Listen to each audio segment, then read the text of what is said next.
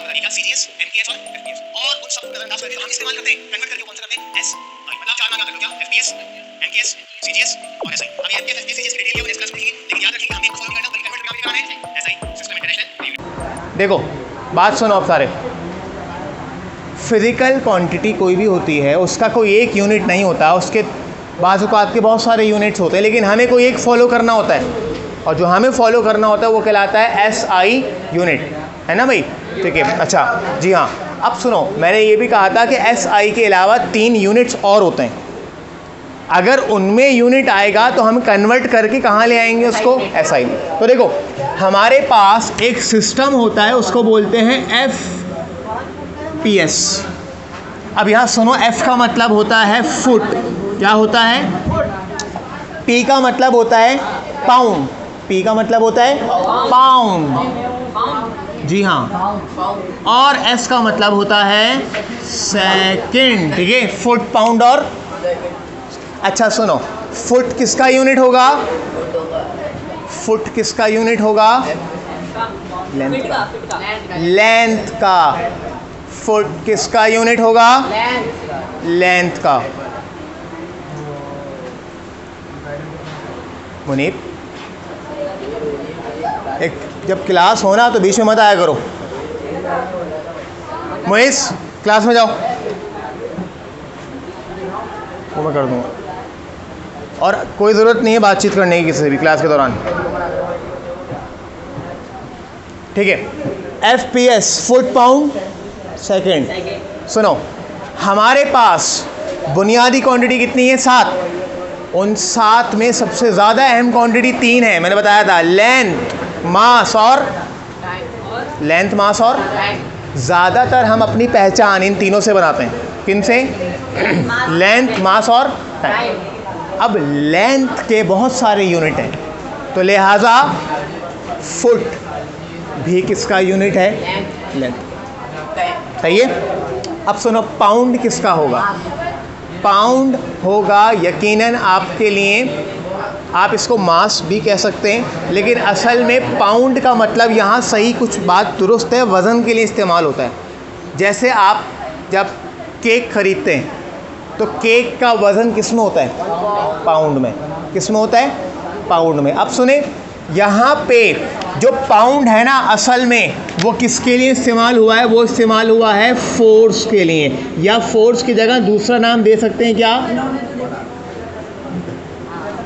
Wait यानी वज़न, wait यानी वज़न। कुछ चीज़ों का वज़न हम पाउंड में करते हैं, जिस तरह मैंने एक मिसाल दी, किसका वज़न, केक का वज़न किस में करते हैं, पाउंड में। तो वहाँ जो पी है वो किसके लिए, पाउंड, और पाउंड किस चीज़ के लिए, फोर्स या वेट। असल में फोर्स या वेट का मतलब आप समझ लें वज़न, ठीक है, तो उसके लिए कौन है, पाउंड।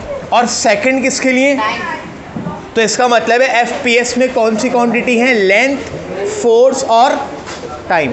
लेकिन मैंने अभी आपसे कहा था कि बुनियादी क्वांटिटी कौन सी लेते हैं, लेंथ, मास और, एफपीएस में लेंथ, मास, टाइम नहीं है, लेंथ, फोर्स और टाइम है, इस लिहाज से। लेकिन फोर्स की जगह उसको वेट भी कहा जा सकता है, क्योंकि यहाँ वज़न को बोल रहे हैं पाउंड, सही है, ठीक है। अच्छा, अब अगर कहीं लेंथ का यूनिट फुट आ जाएगा तो उसको फुट में इस्तेमाल नहीं करेंगे, उसे कन्वर्ट करेंगे किस में, मीटर में, किस में, क्योंकि हमें जो यूनिट फॉलो करना है वो कौन सा करना है, ऐसा यूनिट। अच्छा, इस तरह या आप नोट करेंगे कौन सा सिस्टम है, एफपीएस सिस्टम, फुट, पाउंड और सेकंड। इस तरह एक और होता है, वो होता है सीजीएस सिस्टम। कौन सा सिस्टम, अब जी सुने, अब सीजीएस सिस्टम क्या है। अच्छा, ये देखें, ये वो सिस्टम है जो इंटरनेशनली फॉलो नहीं होते, मतलब दुनिया भर में एक साथ ये वाला सिस्टम फॉलो नहीं होगा, किसी मखसूस शहर, मखसूस मुल्क में, मखसूस लेबॉर्ट्री में, मखसूस इदारे में हो सकता है ये इस्तेमाल हो रहा हो, लेकिन जब दुनिया में इंटरनेशनली कम्युनिकेशन होगा ना, हाँ, जब कोई साइंटिफिक वर्क इंटरनेशनली किया जाता है दुनिया भर में, जिसके ताल्लुकात हों, असरात हों, तो उस वक्त हम कौन सा यूनिट फॉलो करते हैं, सीजीएस नहीं, एमकेएस नहीं, एफपीएस नहीं, कौन सा, एसआई। अब सीजीएस में क्या है, देखो यहाँ सी का मतलब है सेंटीमीटर, जी, सेंटीमीटर।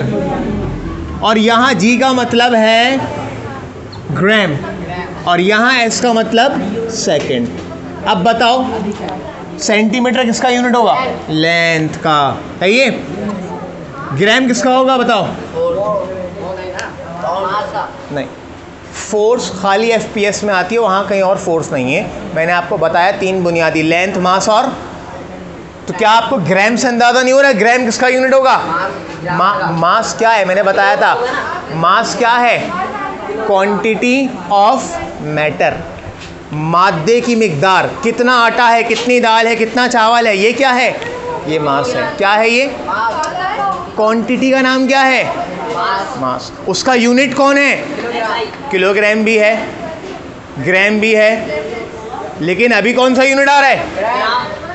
कौन सा यूनिट आ रहा है? CGS में G फॉर ग्राम। अगर ग्राम आएगा तो ग्राम में इस्तेमाल नहीं करेंगे, कन्वर्ट किस में कर लेंगे? किलोग्राम में। नाउ अच्छा, सेकंड सब में सही चल रहा है, कन्वर्ट करने की नीड नहीं है। अब तीसरा आता है MKS। ये सिस्टम वही सिस्टम है जिसको थोड़ा सा मॉडर्न कर दिया, मॉडिफाई कर दिया और अच्छा कर दिया, और उसी को बना दिया क्या? SI। असल में MKS सिस्टम से ही हमने बनाया है क्या? क्योंकि देखो यहाँ M का मतलब है, यहाँ M का मतलब है मीटर, सही, शाबाश। K का मतलब है किलो ग्राम और S का मतलब है सेकंड। तो बताओ लेंथ का ऐसा यूनिट क्या बताया था मैंने? मीटर। मास का और टाइम का, तो इसका मतलब है MK। देखो असल में जिसको हम SI कह रहे हैं ना, उसका पुराना नाम क्या था? MKS। बस एक नया नाम दे दिया क्या? SI। क्यों? उसकी वजह, ये 3 सिस्टम है, इन तीनों में से हमने एक सिस्टम को उठाया और बोला इसको दुनिया भर में फॉलो करेंगे। किसको उठाया? FPS को उठाया। FPS को उठाया, बताओ। MKS को उठाया या CGS को? किसको उठाया? तो जिसको इंटरनेशनली एक्सेप्ट किया उसको नाम क्या दे दिया? SI, ले सिस्टम इंटरनेशनल दे यूनिट।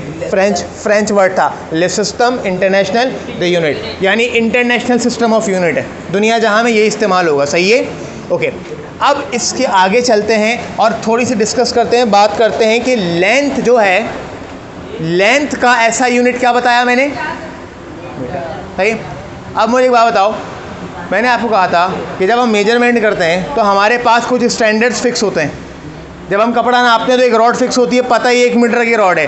तो हमें साइंसदानों ने बता दिया कि 1 मीटर कितना होता है, लेकिन उन्हें कैसे पता चला? तो उन्होंने भी कोई मयार सेट किया है, उन्होंने भी कोई, हाँ, जिसको उन्होंने बोला 1 मीटर है, हम मान रहे हैं वो क्या है? तो उन्होंने किसको 1 मीटर बोला ये अभी हम समझेंगे, और ये है डेफिनेशन ऑफ मीटर। क्या है ये? मीटर की डेफिनेशन। हर चीज़ की डेफिनेशन होती है, डिफाइन करो ये क्या है। तो सवाल है डिफाइन करो मीटर क्या है, तो मीटर को करेंगे डिफाइन। बुक में चलते हैं, डेफिनेशन देखते हैं, फिर यहाँ समझते हैं उसको। ठीक है, ये 3 और ये 3 6, भाई 3 और 3 6 हो गए ना ये, और इनको अलग कर रहा हूँ मैं। देखो सुनो, 299, और जब 6 डिजिट्स आते हैं तो उसको पढ़ते हैं मिलियन। मिलियन में किस में आता है? 6 डिजिट्स को मिलियन में पढ़ते हैं। किस में? जैसे 3 को पढ़ते हैं ना 1000 में, तो 6 को पढ़ते हैं किस में? 299 मिलियन। अच्छा, अब एक चीज़ होती है राउंड ऑफ। क्या होती है? जैसे मैं आपको बोल रहा हूँ यार 199 रुपये दे रहा हूँ, आपने बोला नहीं 199 नहीं दें, एक काम करें पूरे 200 रुपये दें, तो वो राउंड ऑफ कर दिया उसको मैंने, है ना। 190 रुपये की चीज़ हम बोलेंगे नहीं यार 190 की नहीं, 200 की सही है, मतलब बेचने में, ख़रीदने में तो नहीं करेंगे ना सर, है ना भाई। तो लिहाजा राउंड ऑफ कर देंगे। तो अब 299 का राउंड ऑफ क्या होगा? तो इस वैल्यू को, हाँ सही कह रहे हैं, इस वैल्यू को हम अपनी आसानी के लिए राउंड ऑफ करके इस तरह भी इस्तेमाल करते हैं 300, और यहाँ पे सारे के सारे लगा दें क्या, तो अभी कितना पढ़ेंगे? 300 मिलियन। कितना पढ़ेंगे? 300, 3, देखो 1 मिलियन, 1 मिलियन में 10 लाख होते हैं। 1 मिलियन में 10 लाख। ये 1 मिलियन नहीं है, ये 2 मिलियन नहीं है, ये 10 मिलियन नहीं है, 100 मिलियन भी नहीं है, कितना है? 300 मिलियन। इतने रोशनी अंदाज़ा लगाओ कितने वक्त में तय कर ली?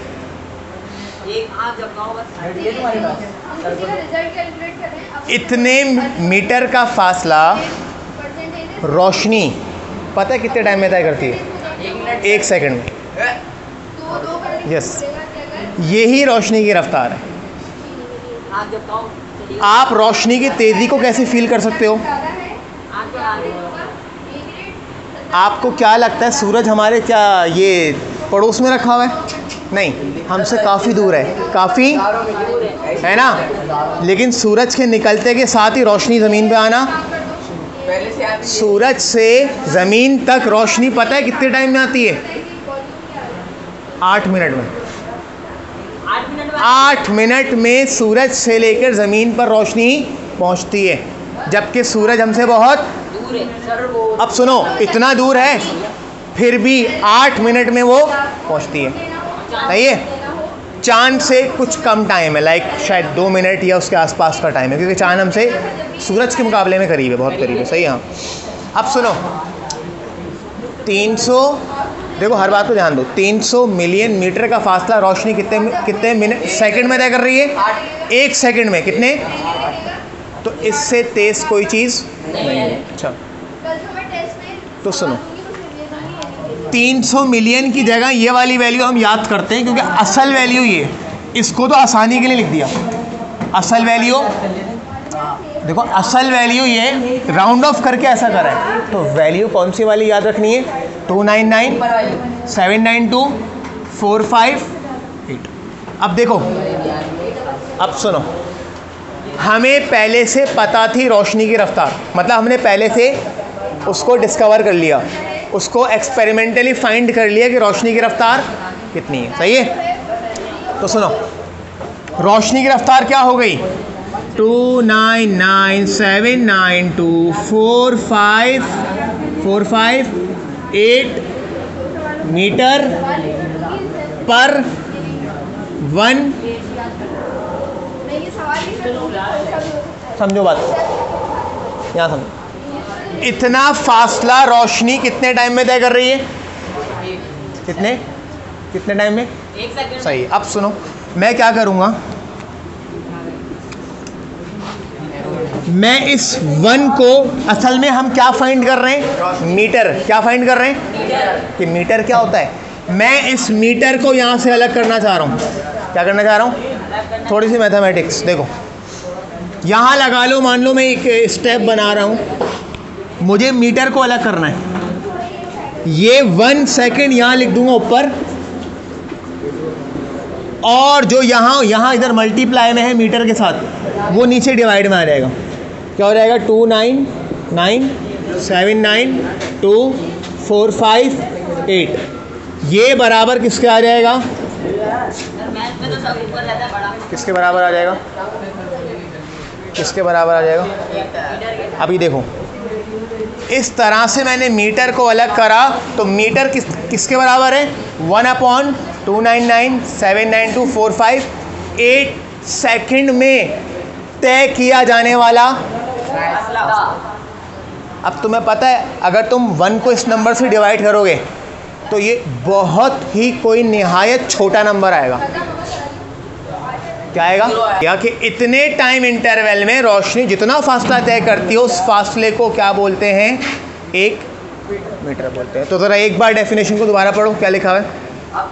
The length of the path, एक रास्ते की लंबाई, ट्रैवल्ड बाय, जो रोशनी तय करती है, इन वैक्यूम। अच्छा, वैक्यूम का मतलब है खाली जगह। असल में जब सूरज से ज़मीन तक रोशनी आती है ना, तो बीच में स्पेस है, स्पेस खाली है। खाली का मतलब है वैक्यूम, ना वहाँ सॉलिड है, ना लिक्विड है, ना गैस है। दूसरी दुनिया में नहीं जाती होगी। देखो, वैक्यूम का मतलब ये होता है, सुनो, वैक्यूम का मतलब होता है जिसमें हवा भी ना शामिल हो, या अगर हो तो थोड़ी बहुत हवा हो तो उसको भी वैक्यूम मान सकते हैं। बाज़ औक़ात हम क्या करते हैं, एक सिस्टम में से एयर को बाहर निकाल देते हैं, तो वो सिस्टम कैसा बन जाता है? वैक्यूम हो जाता है। क्या हो जाता है? वैक्यूम है ये? अच्छा, अब हाँ, वो क्या करता है? वो इस तरह सक करता है ना, कचरा वगैरह हर चीज़ को खींच लेता है, वैक्यूम कर देता है। तो इसी तरह से हम हवा को भी बाहर निकाल देते हैं, तो वो सारा का सिस्टम कैसा हो जाता है? वैक्यूम हो जाता है। तो सुनो, अब रोशनी जो ट्रैवल करती है वो किस में से ट्रैवल करती है? वैक्यूम में से। तो इतने टाइम इंटरवल में रोशनी जितना फासला तय करती है उस फासले को बोलते हैं क्या? 1 सेकंड। तो फिर हमने 1 मीटर का वो स्टैंडर्ड सेट किया, हमें पता चल गया मान लो वो इतनी लेंथ है, उस साइज़ के हमने रॉड्स बना ली, स्टैंडर्ड्स बना लिए, और उससे कंपेयर करके जो चीज़ उसके मुताबिक होगी वो कितनी होगी? 1 मीटर। जो उसकी डबल होगी वो कितनी होगी? जो उसकी आधी होगी वो कितनी होगी? आधी होगी, हाफ मीटर। कितनी होगी? हाफ मीटर ना। जो उसकी आधी होगी ना, 0.5 मीटर। क्या होगा? 0.5 मीटर। मैंने भी ये बोला आधा मीटर ना, 0.5 मीटर। सही है, ठीक है। तो अभी आपने क्या बात समझनी? लेंथ क्या है? 2 पॉइंट्स के दरमियान फासला। लेंथ का यूनिट मीटर कहाँ से आया? तो साइंसदानों ने क्या करा, ये इस तरह से थ्योरी के ज़रिए, एक्सपेरिमेंट के ज़रिए, कैलकुलेशन के ज़रिए क्या साबित करा कि 1 अपॉन, मेरे साथ बोलो, 1 अपॉन 299,79245,8 सेकेंड्स में रोशनी जितना फासला तय करती है उसको क्या बोलते हैं? 1 मीटर। क्या बोलते हैं? 1 मीटर क्या है? वो फासला जो रोशनी एक मखसूस वक्त में तय करे। ये वो मखसूस वक्त क्या है? अब बोलो। 1 अपॉन 299,792,458 सेकेंड्स। ये बहुत बड़ा नहीं है, ये बहुत छोटा है, क्योंकि 1 से डिवाइड हो रहा है। 1 ना इतने हिस्सों में डिवाइड हो रहा है, इतने हिस्सों में, 300 मिलियन हिस्सों में डिवाइड हो रहा है वो।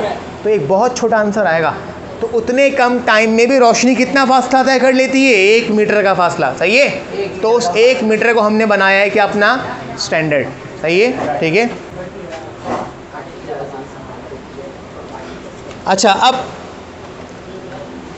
लेंथ को मेजर करने वाले कौन कौन सी डिवाइसेस हैं, इंस्ट्रूमेंट्स हैं, जिनके नाम हमारे बुक में है, ज़रा उनको देख लेते हैं। उनकी ज़्यादा बहुत डिटेल में नहीं जाएंगे। सबसे पहले मीटर रूल। मीटर रूल क्या है? मीटर रूल 1 मीटर का स्केल। जिस तरह मैं एक रॉड कह रहा था, 1 मीटर की क्या है? ये स्केल है हमारे पास। ये हमारा क्या है? Metre rule. लेंथ नापनी हो, विड्थ नापनी हो या हाइट भी नापनी हो तो स्केल या एक और चीज़ होता है क्या? इंच टेप, उसकी मदद से नाप सकते हैं। सही। नेक्स्ट क्या है? अच्छा, आप देखो, नेक्स्ट है वर्नियर कैलिपर, उसके बाद आ रहा है स्क्रू गेज। इनकी डिटेल नहीं में जाना इसलिए ज़रूरी नहीं है, पेपर में इसके हवाले से कोई बहुत ज़्यादा बात नहीं पूछता, चंद कुछ बातें होती है वो मैं डिस्कस कर लूँगा, लेकिन आपका इसका काम किस में आएगा? प्रैक्टिकल में आएगा, जब आप लैब में प्रैक्टिकल करेंगे। अब सुनो, वर्नियर कैलिपर क्या है और स्क्रू गेज क्या है? वर्नियर कैलिपर एक इंस्ट्रूमेंट है, एक डिवाइस है जो छोटे ऑब्जेक्ट्स के डायामीटर को, इंटरनल डायामीटर और एक्सटर्नल डायामीटर को मेजर करती है। अब देखो, जैसे मिसाल के तौर पे ये कैप है, इस कैप की ये गोलाई है ना, इस गोलाई का मतलब है डायामीटर। इस डायामीटर को मेजर करने के लिए किसका इस्तेमाल करेंगे? Vernier caliper. अच्छा, ये मार्कर का जो कैप है इसकी थिकनेस कितनी है? थिकनेस का मतलब है इसकी ये जो वॉल है ना, इसको मैं यूँ पकड़ रहा हूँ दोनों हाथों से, तो कुछ उसकी थिकनेस फील हो रही है ना। कोई बहुत बारीक होगा तो ऐसे टूट जाएगा। कुछ थिकनेस का मतलब है मोटाई, कुछ थिकनेस है इसमें। तो थिकनेस को भी नापा किससे जाएगा? वर्नियर कैलिपर से। अच्छा, इस कैप में कितनी गहराई है अंदर? इसकी गहराई क्या है? इसको भी नापा किससे जाएगा? अब देखो, यहाँ लिख रहा हूँ, ये आप नोट करना क्या? इंटरनल डायामीटर, इंटरनल, दूसरा क्या? एक्सटर्नल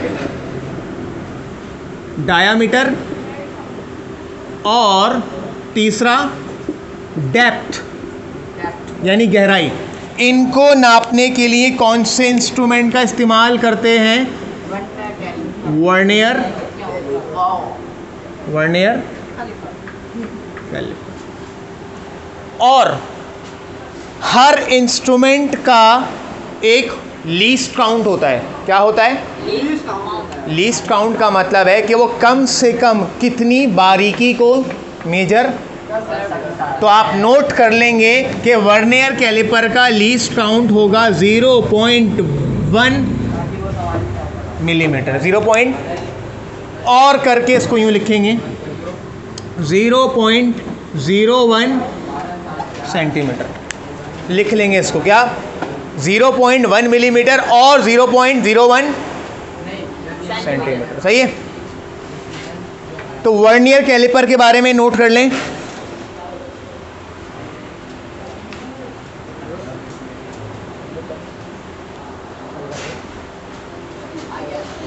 बुक में भी मार्क कर लें। क्या लिखा हुआ है? देखिए पेज नंबर 8 पे, द वर्नियर कैलिपर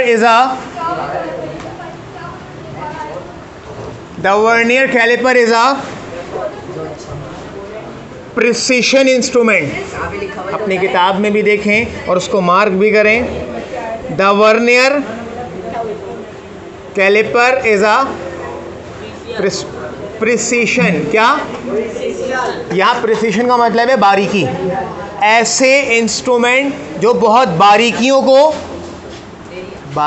को नापते हैं बारीक चीज़ों को कह लो, छोटी चीज़ें। Precision instrument that can be use to measure internal and external distances extremely accurate. ये जो मैंने मार्क कराया है ये आपकी डेफिनेशन बन जाएगी किसके लिए? वर्नियर कैलिपर के लिए। उसको भी मार्क करें और ये वाली बातें भी नोट कर लें समझने के लिए कि इंटरनल डायमीटर, एक्सटर्नल डायमीटर और डेप्थ। और अभी आपसे पूछता हूँ कि इंटरनल और एक्सटर्नल डायमीटर क्या होता है, जिससे मैंने भी आपको बताया था। आज वर्नियर कैलिपर पे रोक देंगे, फिर नेक्स्ट टाइम स्क्रू गेज पे आएंगे, फिर दोनों के फ़र्क को भी समझेंगे। ठीक है। अच्छा, दिखने में क्या है, कैसा है, तो फिगर बनी हुई है बुक में। और जब स्कूल में अगर प्रैक्टिकल हो तो आप वहाँ बराह रास्त उसको देख लेंगे कि वर्नियर कैलिपर किस तरह का होता है। ठीक है सर, ये क्या लिखा हुआ है? तीसरा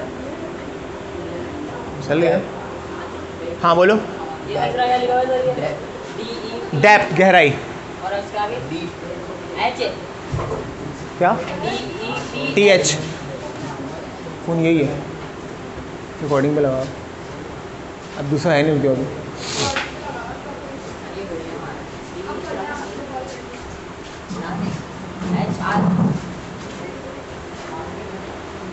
फिर बेटा आ जाएंगे लेने में, पता है ना, छोड़ दो।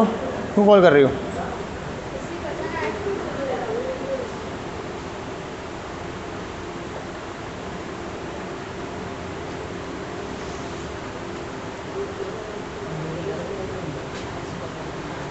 बंद नहीं करो उसको। एक गन यानी जो हमारी गन होती है उसके जैसे ही एक शेप है इसकी।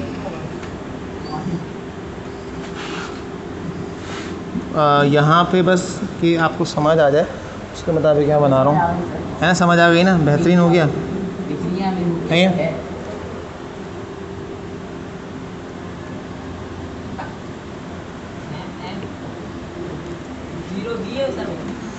देखो ये जो है बज़ाहिर आपको लग रहा होगा खरगोश की कहानी, खरगोश की कहानी है।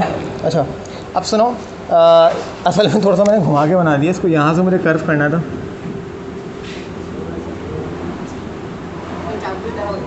यूँ बना हुआ है, सुनो ना। सही, कर्व इस साइड पे आ रहा है। बेटा ये देखो, इस वर्नियर कैलिपर में ये जो मैंने पीछे ये एक स्केल बनाया है, ये क्या चीज़ होती है? इसके ऊपर ना ऐसे कैलिब्रेशन मार्किंग हुई होती है इस तरह से ना। ऐसे क्या होती है इस पर? हाँ, इस पर ऐसे क्या हुई होती है? मार्किंग। ये हमारा होता है मेन स्केल। क्या होता है? मेन।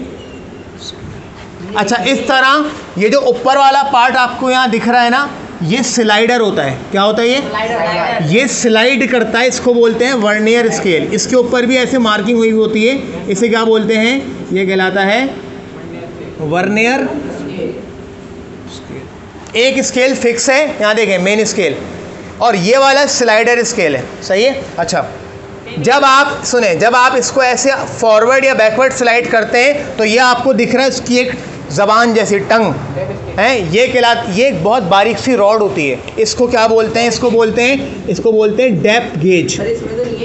क्या बोलते हैं, तो ज़बान अंदर गई हुई है ना उसकी, अब मैं क्या करूँ मैंने बाहर बना दी। अब देखो ये क्या है, डेप्थ गेज। डेप्थ गेज क्या करता है, ये डेप्थ गेज ना वो एक सिरिंज की तरह है, जैसे आपने देखा होगा इंजेक्शन लगाते हैं तो उसकी एक बारीक सी एक नीडल होती है, तो उस तरह से डेप्थ गेज क्या करता है, मुझे मालूम करना है इस कैप की गहराई कितनी है, तो ये कैप इस पर इस तरह से फिक्स होगा कि डेप्थ गेज इसके अंदर इस तरह से जाएगा और इसकी गहराई को नाप। जैसे आपने कभी बोरिंग होते हुए देखा होगा, तो बोरिंग में ज़मीन में वो एक पूरी रॉड जा रही होती है, तो वो एक डेप्थ गेज की तरह ही होता है। तो लिहाजा ये डेप्थ गेज क्या मेजर करता है, गहराई को, सही है। अब इस तरह आपको दिख रहा है कि ये अपर पार्ट, जिसको मैं खरगोश के कान बोल रहा हूँ, ये कहलाते हैं अपर जॉज। क्या कहलाते हैं, जॉज यानी जबड़े, तो ये इसके जबड़े हैं जॉज। क्या बोलते हैं इनको, अपर। और ये वाले जो बीच में ये जो नीचे दो बने हुए हैं इनको बोलते हैं क्या, इन्हें बोलते हैं लोअर जॉज। लोअर नहीं, लोअर जॉज। अब सुनो, इन लोअर जॉस के बीच में अगर मैं ऐसे ये कैप ऐसे इसमें इंसर्ट कर दूं, इसमें फिक्स कर दूं, तो ये क्या मेजर करके देगा, इस कैप की ये लेंथ। अगर मैं इसको इसमें इस तरह से इंसर्ट करूं, इस तरह से, तो मुझे बताओ ये क्या मेजर करके देगा, नहीं, ये गोलाई को बोलते हैं डायमीटर। अब अगर मैं इसमें ऐसे इंसर्ट कर रहा हूं तो ये मुझे बाहर वाला डायमीटर मेजर करके देगा। बाहर वाले का मतलब है एक्सटर्नल, और एक होता है इंटरनल यानी अंदर वाला डायमीटर, यानी मैं ऐसे अंदर यूं से उंगली ऐसे यूं फेर रहा हूँ ना, अंदर की जो दीवार है, बाहर वाली दीवार कह लो एक्सटर्नल, और अंदर वाली दीवार की गोलाई, तो इंटरनली क्या करूँगा, इसको मैं स्लाइडर को यूं बंद करूँगा, ये दोनों जॉज ना करीब आ जाएंगे, ये इतने करीब आएंगे कि ये इस पूरे कैप को मैं इस पर इंसर्ट कर दूँगा।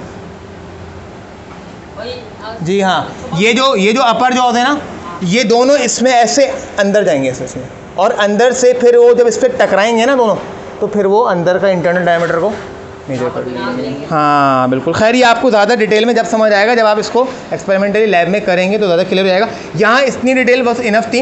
अब देखो वर्नियर कैलिपर क्या करता है, डेप्थ मेजर करता है, गहराई, इंटरनल और एक्सटर्नल डायमीटर मेजर करता है, सही है। इसमें कुछ खास पार्ट्स होते हैं, अपर जॉज, लोअर जॉज और डेप्थ गेज, मेन स्केल और वर्नियर स्केल। वर्नियर वाला स्लाइड कर रहा होता है, ठीक है।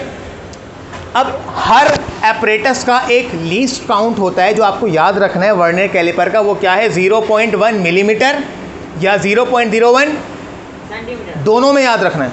अच्छा, 0.1 मिलीमीटर का मतलब है ये कम से कम इतनी बारीकी को मेजर कर लेगा, इससे छोटा ये मेजर नहीं कर पाएगा। बज़ाहिर ये भी बहुत छोटी वैल्यू है, लेकिन कोई और बड़ा स्केल या इंच टेप या रूलर इतनी लेंथ को मेजर नहीं कर पा, बहुत बारीक होता है। तो इसके लिए किसका इस्तेमाल करते हैं हम, वर्नियर कैलिपर का, सही है। तो देखो इसका लीस्ट काउंट याद रखना है, मिलीमीटर में कितना है 0.1 और सेंटीमीटर में 0.001। तो आपने अभी तक के लेक्चर में क्या, लेंथ क्या है, लेंथ का यूनिट मीटर क्या है, फिर कुछ ऐसे डिवाइसेस इंस्ट्रूमेंट जो लेंथ को मेजर करती हैं, उनमें सबसे पहले कौन है, मीटर रूल। उसके लिए हमें इतना डिटेल में जाने की ज़रूरत नहीं है ना, उसके बारे में कोई इतना पूछेगा। फिर बात आ रही किसकी, वर्नियर स्केल। तो वर्नियर कैलिपर क्या करता है, ये प्रिसिशन इंस्ट्रूमेंट है, बारीकी से मेजरमेंट करता है छोटे ऑब्जेक्ट्स की, जिसमें क्या क्या मेजर कर लेता है, एक्सटर्नल डायमीटर, इंटरनल डायमीटर और डेप्थ, इस तरह। तो इस और प्रिसिशन, बारीकी के साथ, एक्यूरेसी के साथ मेजर कर लेता है, सफाई सुथराई के साथ। और इसका लीस्ट काउंट कितना है, 0.1 मिलीमीटर, इससे छोटी वैल्यू ये मेजर, तो फिर उसके लिए कोई और इंस्ट्रूमेंट आएगा जो हम आगे उसको देखेंगे, ठीक है। हाँ, इससे बारीकी को भी मेजर किया जा सकता है, उसके लिए ये इंस्ट्रूमेंट नहीं कर सकेगा, तो दूसरे इंस्ट्रूमेंट में आएंगे। तो यहाँ तक रखते हैं। नेक्स्ट इंस्ट्रूमेंट कौन सा आएगा, माइक्रोमीटर स्क्रू गेज, वो नेक्स्ट टाइम देखेंगे, फिर उन दोनों को कंपेयर करेंगे। तो पेपर में ना एक सवाल आता है शॉर्ट में, पूछता है कि बताओ दोनों में कौन ज़्यादा एक्यूरेट है, वर्नियर या स्क्रू गेज। तो कौन एक्यूरेट का मतलब क्या है, बहुत अच्छी वैल्यू बताएगा, सफाई से मेजरमेंट करेगा, बारीकी से मेजरमेंट करेगा, तो उसको हम स्क्रू गेज पढ़ने के बाद कंपैरिजन में फिर देखेंगे। तो अभी तक जितना आज पढ़ा है ये आपको समझना भी है, इसको याद भी रखना है जहन में, और इसकी तैयारी भी करनी है। सही है भाई, चलो ठीक है।